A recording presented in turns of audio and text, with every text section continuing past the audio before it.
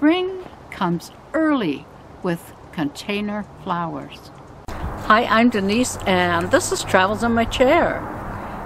Today we're going to talk about planting some early spring flowers, because at this time of year I think you really need a little boost of some sunshine in your life.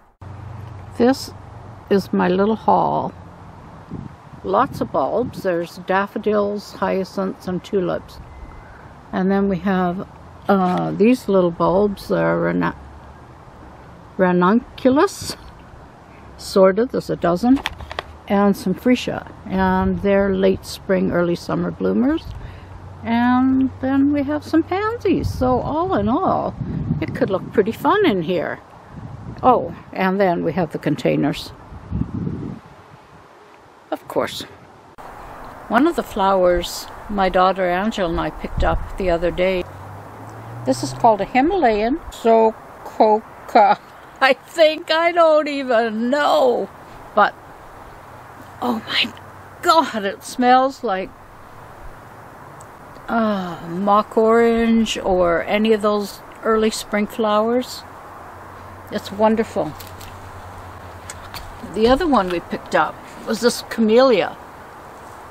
It's a double pink, and can you see it's just beginning to open its little self up. So I'm going to get some flowers this year. This is called Ballet Queen. It's going to be very pretty. Now, can you see this one here? This is beautiful. It's a hellebore. It's called Frost Kiss Molly's White. I love the names. But that's going to be pretty. It's kind of a soft pink and cream.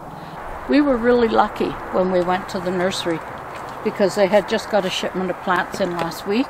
So everything was fresh and not picked over. One of the hard things for me, being in the wheelchair, is taking care of my plants, you know. I can't really get into the garden. So that's why I've opted for this big container, because then I can weed it and take care of the plants myself. These little guys are freesias. They're already beginning to sprout. So they will start blooming late spring, possibly early summer. And when you plant a bulb, always plant it with a fat end down, pointy end up. And you know, you can layer them if you want. If you have, say, daffodils, hyacinths, depending on the time of year that they normally bloom, the later blooming ones go deeper, and the earlier blooming ones, like snowdrops, go nearer to the top of your pot. Then you can have stuff growing all spring. When I'm planting bulbs, I usually plant in a group of 3, 5, or 7. Now what I've done with this pot is I've put the camellia a little off center, and then I have planted some tulips and hyacinths that I got at the nursery that are already up. In between these bulbs, I planted my freesias, and they're a little bit under the dirt. They're already going to start sprouting pretty soon. And then on top of all this, I'm going to put a little layer of pansies just to give me some color right now. We'll hope for the best. These little violas are so pretty. My mom used to say about violas and pansies that in the springtime they had such happy, jolly faces. And they really do, don't they?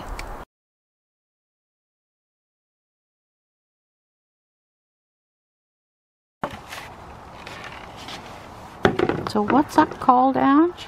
A hellebore. And it's an evergreen. Yeah. In our climate.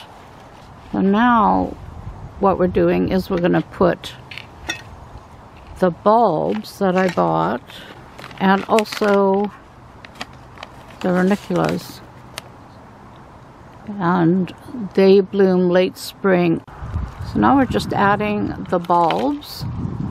My daughter Angela is planting them for me.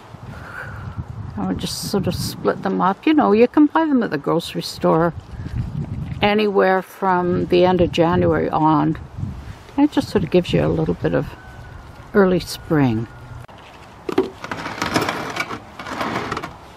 Beautiful.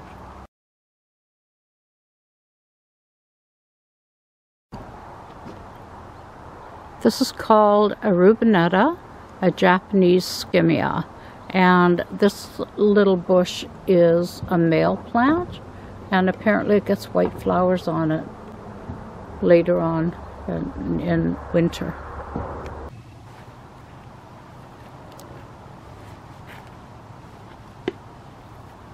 Thank you so much for joining me today as we plant our beautiful containers of flowers.